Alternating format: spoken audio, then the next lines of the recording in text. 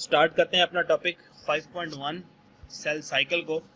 तो देखें बेटा, बेसिकली सेल साइकिल है क्या। देखें लिखा हुआ है cell cycle is a series of events from a time a cell is produced until it completes mitosis and produces new cells। तो लिखा हुआ है कि सेल साइकिल क्या है, सीरीज ऑफ इवेंट्स हैं। इसमें बहुत सारे छोटे छोटे स्टेप्स होते हैं और ये स्टेप्स कौन कौन से होते हैं। ये स्टेप्स तब शुरू होते हैं जब एक सेल माइटोसिस स्टार्ट करता है और दो सेल के अंदर वो क्या हो जाता है, कन्वर्ट हो जाता है। तो उसके अंदर मुख्तलिफ स्टेप्स होते हैं। तो उन तमाम स्टेप्स को इंक्लूड करके हम क्या कहते हैं, ये क्या है, हमारा सेल साइकिल है। ठीक है, तो ये सेल साइकिल की डेफिनेशन है। इसके साथ अभी मजीद भी लिखना है, cell cycle consist of two major phases. Cell cycle के दो मेजर फेजेस होते हैं बेटा, दो इसके हिस्से हैं। पहला हिस्सा इंटरफेज कहलाता है, दूसरा माइटोटिक फेज जिसको हम एम फेज भी कहते हैं। ठीक है, तो यहां से लेकर यहां तक आपने इसकी डेफिनेशन में लिखना है। ठीक है, तो सेल साइकिल क्या है। सेल साइकिल हमारे पास इसमें क्या होता है कि जब एक सेल दो सेल में कन्वर्ट होता है तो बीच में मुख्तलिफ स्टेप्स आते हैं, इवेंट्स होते हैं। तो उन तमाम इवेंट्स को कलेक्टिवली हम क्या कहते हैं, सेल साइकिल। अब देखें ना, सेल साइकिल है, पहले एक सेल था, ठीक है, उसमें मुख्तलिफ प्रोसेस हुए, दो नए सेल बन गए। तो दो नए सेल जो हैं वो पुराने सेल जैसे है ना, तो एक साइकिल कंप्लीट हो गया। तो ये क्या है, सेल का साइकिल। बेसिकली सेल इसमें क्या कर रहा है, रिप्रोड्यूस हो रहा है, दोबारा नया बन रहा है।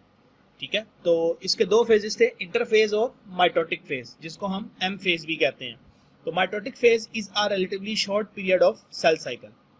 तो ये आपके पास एमसीक्यू है कि जो माइटोटिक फेज है वो क्या होता है, छोटा फेज होता है as compare to interphase. It alternates with a much longer interphase where cell prepares itself for division. कहता है माइटोटिक फेज जो है वो छोटा फेज होता है और ये बिल्कुल ऑपोजिट होता है जो किसके आपके इंटरफेज के।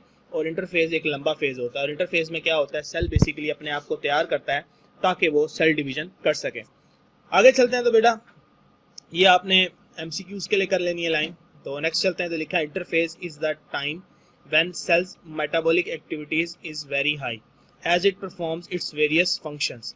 It is divided into three phases: G1 first gap, S synthesis and G2 second gap। तो इसके साथ एक और भी होता है G0 phase। ठीक है बेटे, तो ये इंटरफेस की आपके पास क्या हो गई, डेफिनेशन हो गई। और ये आपके पास लॉन्ग क्वेश्चन में भी आ सकता है। ठीक है, कि define cell cycle, write a note on interface, या define interface, write down its phases. ठीक है, तो इंटरफेज क्या होता है, इंटरफेज वो फेज है जिसमें सेल अपने आप को तैयार करता है। उसमें उसकी मेटाबॉलिक यानी केमिकल जो रिएक्शंस हैं वो बहुत ज़्यादा फास्ट होते हैं। सेल अपने आप वो प्रिपेयर कर रहा होता है, मतलब वो अपनी प्रोटीन बना रहा होता है, अपने जो है वो डिफरेंट ऑर्गेनेल्स को डबल कर रहा होता है ताकि वो क्या कर सके, सेल साइकिल को स्टार्ट कर सके। तो आगे चलते हैं बेटा, हम पढ़ते हैं। इसके थ्री फेजेस थे, G1 फेज था, S फेज था और G2 फेज था। तो G1 फेज को स्टार्ट करते हैं बेटा। देखें लिखा हुआ है कि after its production a cell starts its cell cycle in G1 phase। तो कहता है कि जब हमारे पास जो इंटरफेस स्टार्ट होता है तो उसमें सबसे पहला फेज आता है G1 फेज। G1 फेज में हमारे पास क्या होता है कि सेल साइकिल जो है वो स्टार्ट हो चुका होता है। During this phase cell increases its supply of protein, increase number of organelles such as mitochondria, ribosomes and grows in size. इस फेज में सेल क्या कर रहा होता है, प्रोटीन की सप्लाई बढ़ा देता है, अपनी नंबर ऑफ ऑर्गेनेलीज बढ़ाता है और क्या करता है, उसका साइज क्या हो जाता है, बड़ा हो जाता है। This phase is also marked by synthesis of various enzyme that are required in next phase, S phase, for the duplication of chromosome. इस फेज के अंदर ऐसे एंजाइम्स भी बनते हैं जिन्होंने नेक्स्ट फेज में जाके क्रोमोसोम्स को डबल करना होता है। आगे चले बेटा, तो देखें हमारे पास एक एमसीक्यू लिखा हुआ है, typical interface last for at least 90% of total time required for the cell cycle. कहता है एक सेल साइकिल में जितना टाइम चाहिए होता है उसका 90% हिस्सा किसमें गुजरता है, इंटरफेज में गुजरता है। तो ये एमसीक्यू है, इसको एमसीक्यू को मार्क कर लें। नेक्स्ट चलें एस फेज में। तो देखें इसमें लिखा हुआ है, in this phase cell duplicates its chromosomes, as a result each chromosome consist of 2 sister chromatids. कहता है कि जो हमारे पास एस फेज है, एस फेज के अंदर क्या होता है कि जो हमारे क्रोमोसोम्स हैं वो डबल हो जाते हैं और 2 सिस्टर क्रोमेटिड्स की फॉर्म में आ जाते हैं। ठीक है, अब ये क्या क्रोमेटिड्स क्या होते हैं बेटा, इसके साथ ये मैं आगे आपको दिखा दूंगा। ठीक है, आगे आएगा तो मैं आपको डायग्राम से दिखा देता हूँ। इसको पहले पढ़ लेते हैं।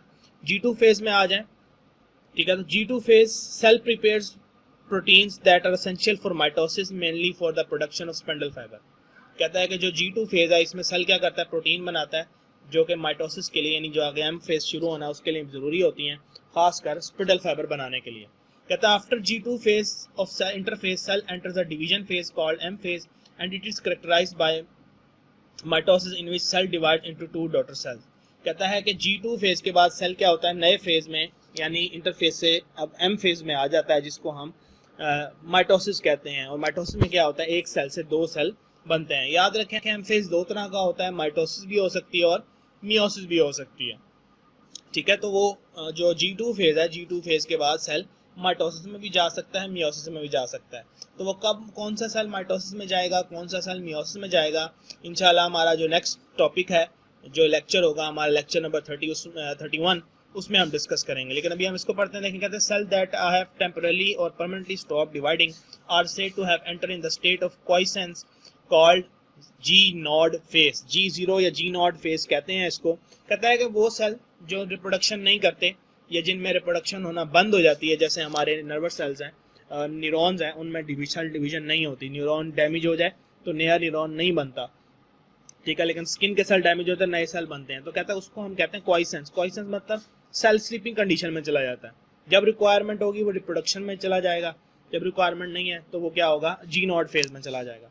तो इंटरफेज के बाद कुछ सेल जी नॉट फेज में चले जाते हैं जिनको रिप्रोडक्शन की रिक्वायरमेंट नहीं होती, जिनको होती है वो क्या होते हैं, नेक्स्ट फेज में चले जाते हैं। ठीक है, तो जी नॉट फेज को हम डिटेल में बता दिए। देखें, in multicellular eukaryote cell enter G not phase from G1 and stop dividing. कहता है मल्टीसेलुलर यूकैरियोट्स में जो सेल्स जी नॉट फेज में होते हैं, ठीक है, cells enter G not phase from G1 phase, यानी G1 फेज से वो किस में आ जाते हैं, जी नॉट फेज में आ जाते हैं। ठीक है, और डिवाइडिंग उनकी क्या हो जाती है, रुक जाती है कुछ सेल्स की, लेकिन फिर वो दोबारा से क्या होते हैं, G1 फेज में जाते हैं और उनकी रिप्रोडक्शन दोबारा स्टार्ट हो जाता है उनका सेल साइकिल। लेकिन some cells remain in G nought for indefinite period. कहता कुछ सेल ऐसे हैं जो जिंदगी भर जी नॉट में रहते हैं, न्यूरॉन्स है उसमें, ये आपके पास MCQ है। ठीक है, उसके बाद कहता है some cells enter G not phase semi permanently, कुछ देर के लिए जाते हैं। For example liver and kidney cells, skin cells. Many cells do not enter G nought phase and continue to divide throughout and life.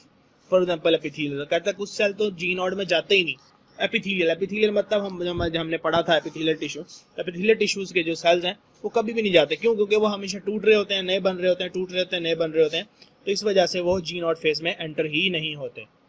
ठीक है बेटा, तो देखें आगे लिखा था events of cell cycle are ordered and directional.